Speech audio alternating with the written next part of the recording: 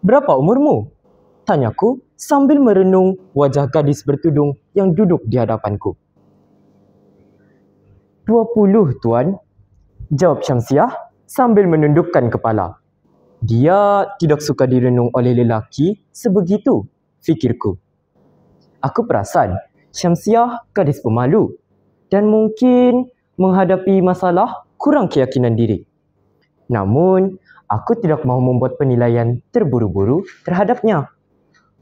Aku memang memerlukan beberapa pekerja baharu untuk membantuku mengendalikan bilangan projek yang semakin bertambah. Sudah ada pengalaman kerja? Tanyaku lagi. Inilah kali pertama saya mohon kerja, Tuan. Jawab Syamsiah ringkas. Kelulusanmu nampaknya baik. Kau sanggup kerja lebih masa?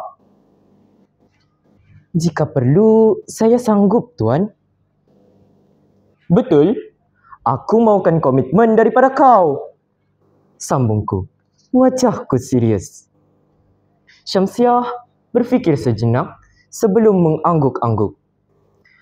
Aku mau dengar sendiri daripada mulut kau, sergahku dengan nada yang agak tinggi.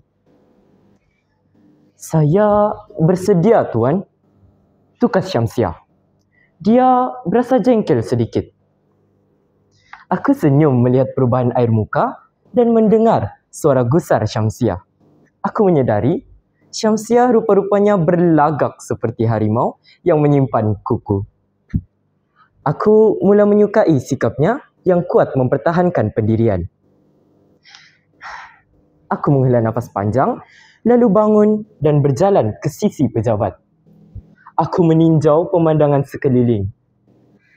4 menara Suntec City terpampang di hadapanku.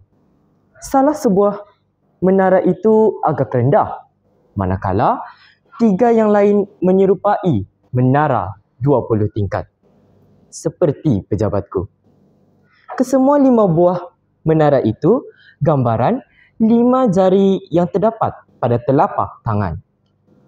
Di tengah-tengah lambang penjelmaan telapak tangan, terdapat pula pancuran air berbentuk bulat yang diperbuat daripada gangsa.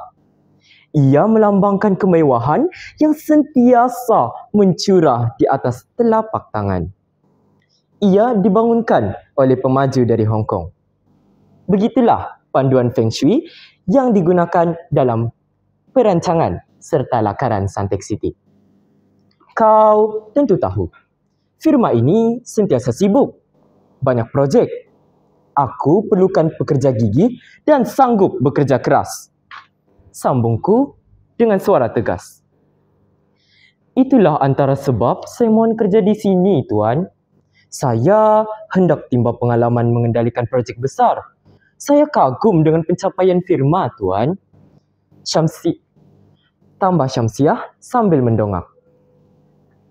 Baiklah, permohonan kau akan aku pertimbangkan. Ada perkara lain yang hendak kau tanyakan? Aku kembali duduk di kerusi. Sekian sahaja bacaan dramatik saya pada hari ini.